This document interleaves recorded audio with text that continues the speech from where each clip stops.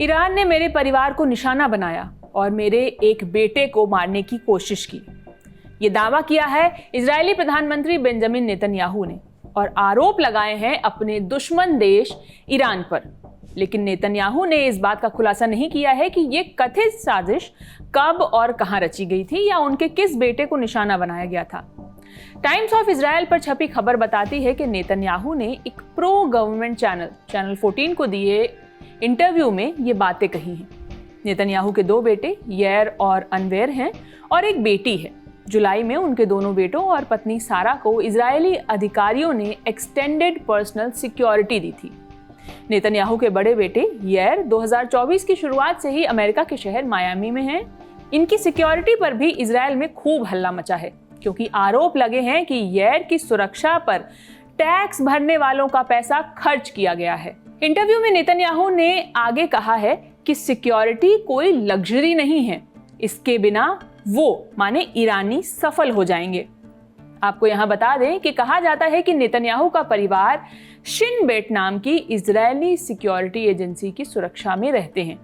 ये बात उन्होंने शिन बेट के साथ हुए उस समझौते के संदर्भ में कही जिसके तहत चुनाव हारने पर भी उनकी पत्नी और बेटों को कम से कम 5 साल तक सुरक्षा दी जाएगी।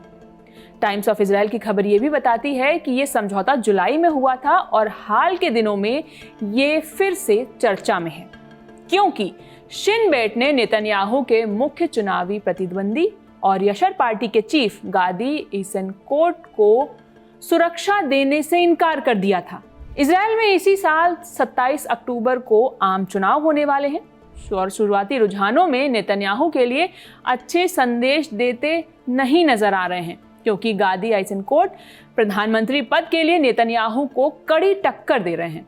इसी इंटरव्यू में नेतन्याहू ने उन रिपोर्ट्स का भी जवाब दिया है जिसमें कहा गया था कि इजराइल की एक सुरक्षा एजेंसी ने इजराइल डिफेंस फोर्स के पूर्व सेना प्रमुख गादी ऐसेनकोट ही को सुरक्षा व्यवस्था देने से इनकार कर दिया था।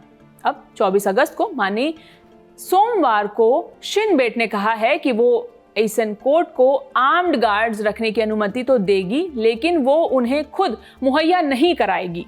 खैर, चुनावों से पहले नेतन्याहू के ईरान पर लगाए इस आरोप पर चर्चाएं तेज हैं क्योंकि इजराइल ईरान जंग में ईरान ने supreme leader ayatollah Ali Khamenei समेत उनके परिवार की हत्या का बदला लेने का वादा किया है और ये बात इजराइल के प्रधानमंत्री बेंजामिन नेतन्याहू और अमेरिका के प्रेसिडेंट डोनाल्ड ट्रंप दोनों को साफ साफ पता है। फिलहाल इस खबर में इतना ही। आप इस खबर पर क्या सोचते हैं हमें कमेंट सेक्शन में जरूर बताएं और देखते रहें दी ललन टॉप। बहुत बहुत शुक्रिया।